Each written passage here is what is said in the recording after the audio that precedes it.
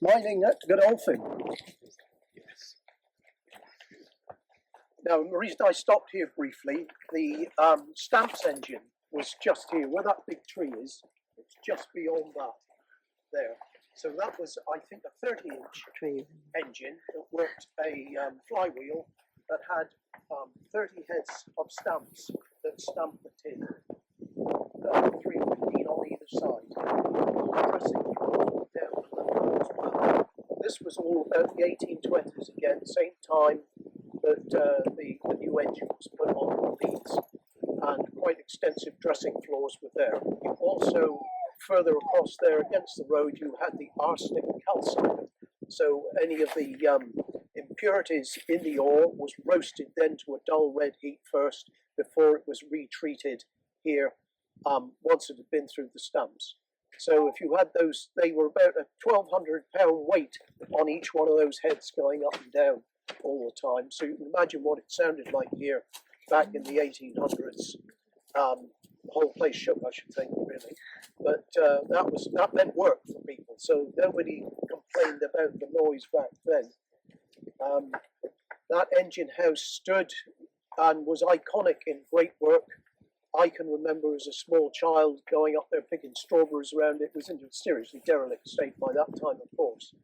But the gentleman bought this plot of land just here, decided to build that bungalow there, came down from London, what they call wise men from the east. And, there was the stack was stood just as the one does at Leeds, independent of the house because the boiler house has been taken away. And that was 1959, and he thought he didn't really want that just beyond his back garden. Ground out belonged to him as well, and so he blew it up. It was about a week before Christmas, I think, 1959, and I remember my dad.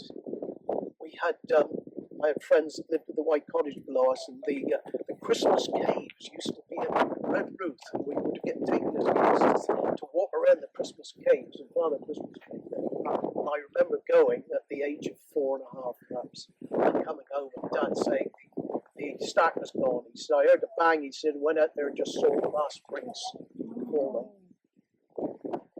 Not content with that, he then eyed the engine house, and then really he thought it was right really of the whole valley.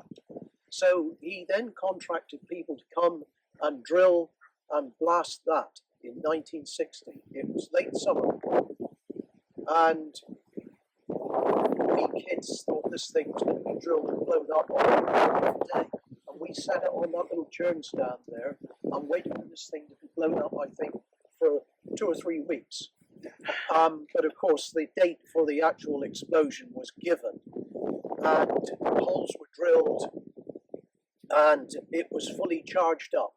And there were people here lining the whole of the road.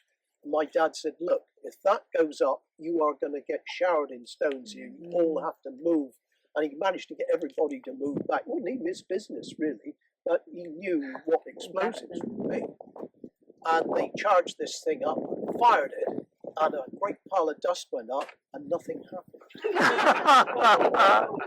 They recharged it then, and that side fell away. They recharged the rest for a third time then, and with that, the rest of it came down. You know, when you see an African elephant shot on the plains and you see it go down, that, in my memory, was just how that fell. And it lies there as it fell to this day. And why he wanted it gone, and if it probably lasted another 5 years, there would have been an outcry about it. And it would never happen, and it would still be standing there today. But at the time, it just, I suppose, mining, all the other buildings have been removed over the years, and so I suppose that was just one more. But it was an iconic part of great work.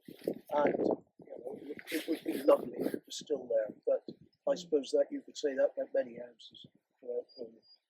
But this was the Wheal Breage side. There was another rich lode of tin that ran through here. So this was worked as well. And it was also worked pumped from the Leeds engine house that we saw earlier. That engine had where the I told you about the balance box that worked.